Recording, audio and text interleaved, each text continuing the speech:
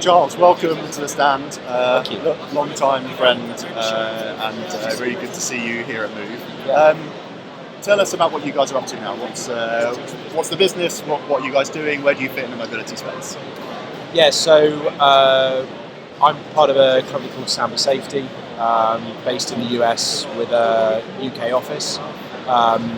We do two things in really simple terms. We help fleets to understand the profile of their driver's risk, to help them manage that risk better, help them mitigate that risk using all data sources, whatever it may be it public, government records, or telematics. And then we also work with insurers to help them remove friction out of the quote process, number one, through understanding the background history of the people they're potentially going to insure, and then also help them to launch UBI products using data that their customers have, basically.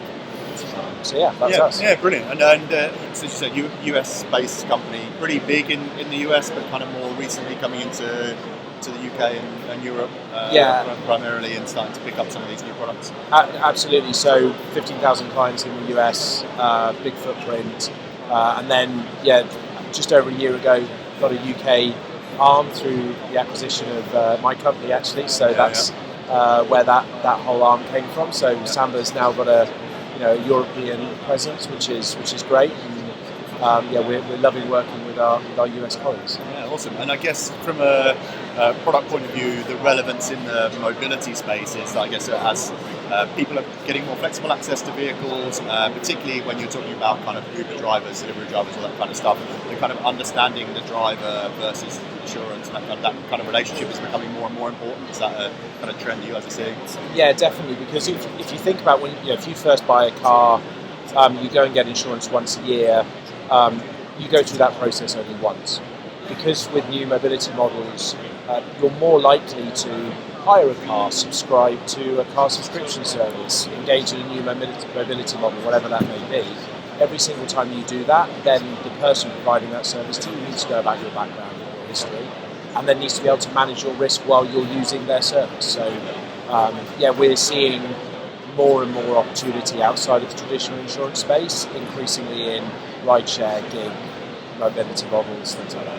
And I guess those models as well, a lot of them are higher risk as well, right? You're seeing the customer for less time, you don't have time to go. You have someone on a 12-month policy that renews 3 times and they have one accident. You have a gig driver who's with you for 12 hours and they have an accident. You've got some of those challenges. So does that become a thing that you guys try and monitor and look at?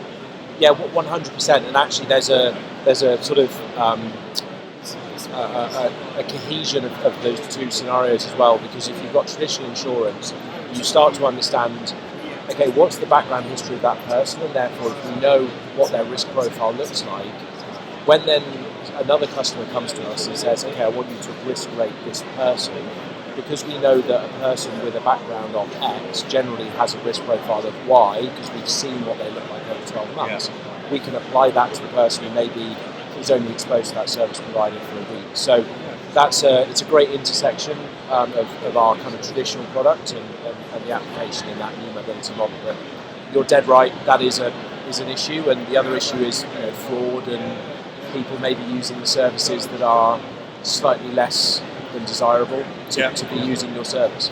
Yeah, cool. And I guess as a final point, I'm not sure this is your first time at Move, first time I've seen you at Move, but how are you making of the event so far? I think super interesting. What's fascinating about this kind of conference is it feels like it's all about partnerships. It doesn't feel, there are people out there with clear, cohesive products and engaging and connecting with people, but the openness and willingness, even for exhibitors to talk to other exhibitors and engage and figure out how do we work together, that's really interesting, and to me is a sign of where this whole ecosystem's at, which is everyone's still trying to figure out where they fit. The market's growing super fast, and it's just about how do we work together, and how do we try and find our place and deliver value in a market that's just going to keep growing at a really fast rate. And I think the overarching thing is no one really knows where it's going to go, but everyone's delivering something today and figuring out what it looks like tomorrow. Yeah, awesome. Brilliant. Charles, thanks very much. Really appreciate it. No worries.